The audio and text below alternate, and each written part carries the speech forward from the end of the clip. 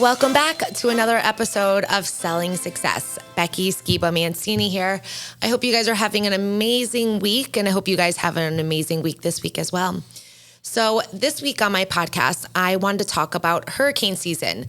We have a ton of new people that lived in other states, other parts of the country that have now moved to Florida. And as of June 1st, we start hurricane season. Hurricane season starts from June 1st until November 30th. And I know that I have a lot of clients that are very concerned and very nervous. This is their first hurricane season they've ever been in.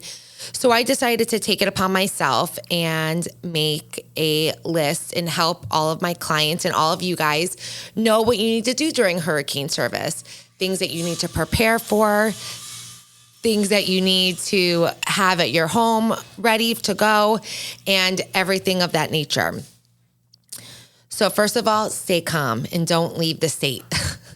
I have so many clients that when they see a hurricane coming, they automatically pack their stuff up, they leave. And the problem with that is this. A lot of the people that are new to hurricane season or new to Florida and they see a hurricane coming, they automatically think of the worst. I have been through multiple hurricanes. My earliest hurricane I remember was Hurricane Andrews down in the 90s, and it really hit Miami bad.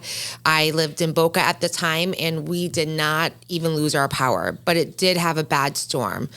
I remember my parents putting up cardboard in the windows because we didn't put plywood up back then. But I do remember us just getting a lot of rain and heavy winds and everything. And that was my first hurricane I can remember being in when I was younger. And that was Hurricane Andrew. And that was a really bad storm. And I've been through multiple other storms. I have never, ever, ever, ever left the state of Florida or the city of Boca for that matter because of a storm. I've always stayed at home. I have had a ton of friends that have left due to the storms, and I can tell you what they have experienced. Flights being canceled, flights overcharging astronomical prices, or you not even being able to book a flight. If you drive, the roads will be severely congested, and it's very difficult to leave the state of Florida when we are in the storm cone. And people run out of gas. You will not be able to get gas. Gas stations all the way up the coast of Florida will not have it. And let me tell you something, hurricanes are unpredictable. I would say about 3 or 4 years ago, I had friends that were petrified about, I don't remember what it was, which hurricane it was. I've been through so many. But a hurricane was 3 or 4 years ago, and all of my friends were so petrified to stay here because it was a very large storm. It was a Category 2. It was probably going to hit us at a Category 3. And they were all very nervous. And there was probably 10 or 15 different families that decided to leave. And when they wound up leaving, the same thing happened. They had no gas. They couldn't get gas anywhere. The hotels that they were trying to stay at, going all the way up Florida, were all booked up. And it was so funny because the more they would run, the more the storm would chase them. So they wound up going up the coast of Florida, and they would check and they're like, oh no, now the storm moved up north. Let's go up even more north. So then they went even more up north. Now the storm's moving more north. Okay, let's go head to Alabama. Storm hit Alabama. Now let's go to the next state. I mean, they kept like state hopping until the point it got to be so ridiculous. And they're like, this is insane. And then they came home maybe 2 weeks later, but they had to have gasoline containers in the back of their trunk filled with gas in case they ran out on the road because the gas stations had nothing. So that's one reason why I stay here and I do not leave.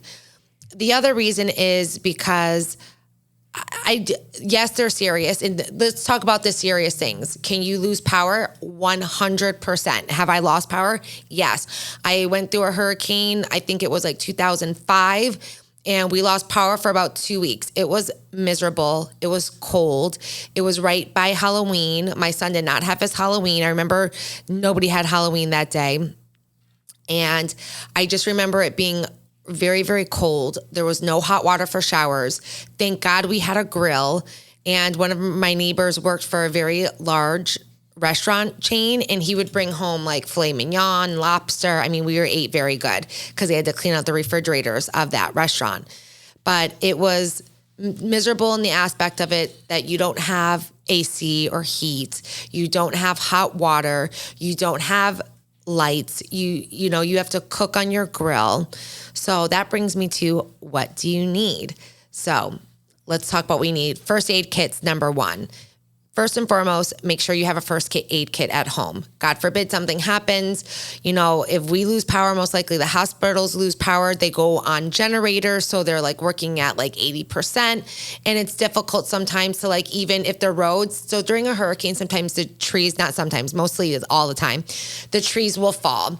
And sometimes to leave the neighborhood is very, very difficult, or even your streets get flooded, the trees fall down. Within a day or two, everyone in the community helps out and the streets get cleared and the trees come up. They get the landscapers out there. Once the storm passes, the landscapers are out there and they're doing their thing. They're removing all the tree stuff. And I highly suggest that you get gas in your car, because if the gas stations around here don't have any gas because everyone's traveling, you always have gas in your car. Definitely, if you've got some gas containers at home, fill them up, keep them in your garage. If you don't have a garage, keep them in your patio, and just make sure you have extra gas on hand in case times we lose power for a little bit and the gas stations can't get it, or if the streets are so blocked off by the trees and the tankers can't come down to service us down here, we can't get gas. So I always make sure to fill up my gas in my car, in all cars that belong with you. Don't say you have an empty tank. Make sure everything is filled. Your car, gas containers, whatever you can do for gas. The next thing that I think is important is a grill. If you cannot get a gas grill where you live, buy a little charcoal one, buy a little propane one, buy something, whatever, and only take it out in case you need it. I have a lot of clients that live on the beach on the intercoastal, and they can't have a grill on their patio or anything, but their association allows them to do it down by like the pool deck area. So just get like a little portable one, or a little something just in case you need to cook. Because let me tell you something, not all restaurants are open. And sometimes, you have to make sure that you're able to eat something. Or if the water is tainted, when we're in a boil water effect, you got to boil your water for everything. So that brings us to water. Get cases and cases of water. However much water you need, like a case per person. So however many people are living in your house, I would do a case per person, or I would consider a gallon a day per person, because you need certain things like brushing your teeth. If we're in a boil water effect, you need it to brush your teeth. You need it to wash your face. You need it for everything. So I would definitely get just to make sure you have enough, a gallon of water per person per day. And I would figure if you've got little kids or whatever, they're not going to drink a gallon of water. So you could do 2 children per gallon of water, or 3 kids per gallon of water, depending on how big or little your children are. But you need it for cooking as well. So if you're going to boil pasta, you're going to need the water for cooking. So you're going to be using that water up a lot.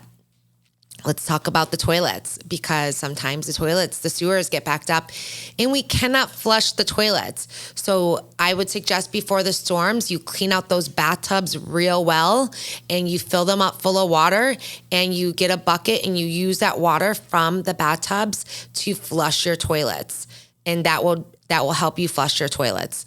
If you have a pool, you can use your pool water or whatever water source you can possibly get. If you don't have a bathtub, you don't have a pool, go to a lake. I wouldn't use your bottled water for flushing toilets. But, I would definitely fill up my bathtubs just in case you need that water to flush the toilets. The other thing that I think is important is money. I would make sure to have a couple $100s of cash on you, because sometimes our last hurricane that we had no power, you couldn't use your debit card or your ATM card anywhere. And people were trying to get money from places and the banks were closed because they had no electricity. So I would definitely have a couple $100s on hand, because the restaurants that do open up, you'll get pizzerias that have a coal fire pizza that will sell pizzas for cheap, and everything is cash. So cash is just flowing during the hurricane. So definitely a few $100s in cash I would keep on hand at home.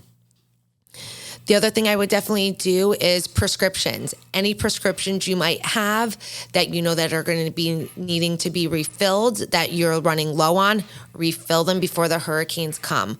Always make sure that you have your prescriptions and that you don't have to worry about anything like running out of medication and the pharmacies are going to be closed. So make sure that you have enough of your medication so you don't run into that problem. because then you're going to be in the hospital with everybody else trying to get a prescription or trying to get medication. It's going to be very difficult because people get injured during the storms by putting up their hurricane shutters and everything else like that. The other thing I would say is secure your property. Anything around your property that can be taken in, take it in. If you don't have any room in your garage for your patio stuff, if you've got a pool, throw it in your pool. Take everything up. You don't want anything flying around outside. And when I say everything, I mean everything. Potted plants can go flying. And cut those palm trees, guys, especially those coconut palms. Those coconuts are like torpedoes during a hurricane. They go flying off the tree and they can do some damage. Damages to cars, damages to your windows, damages to a lot of things. Definitely your screens can rip out from the wind, and these coconuts just go flying. So trim your trees, have your trees trimmed prior to hurricane season. I always have my landscaper come the beginning of hurricane season. He just came, he trimmed all my trees, and then I have him come again around August to trim them again. So therefore I'm good until, the next time I need it, like every 6 months. But I definitely have him cut them twice during hurricane season just to make sure that I'm okay. The other thing is, don't cut them right before. Do it now. Do it before we get it, because it's very hard for the garbage collectors to collect the debris from everybody if they cut their trees right before a storm. So we're just starting hurricane season. It just started on June 1st. So get it done now. Take care of it now. Don't wait till the last minute to get your water or your supplies. Get it now. Stock it up and keep it in your garage or inside your house or in a cabinet or wherever it might be. We're always going to drink water. So just keep it during hurricane season. I always make sure I have a couple of cases of water just in case. I'm not going to be that last minute person, because let me tell you something, the grocery stores run out. And then we have to wait for supplies to come. And sometimes the supplies can't get here in time. So go prepare yourself now. Get yourself ready for it now. The other thing I would say is, don't go outside in the eye of the storm. So many people think the storm is over when we're in like the eye of the storm, because it gets very, very calm and very quiet.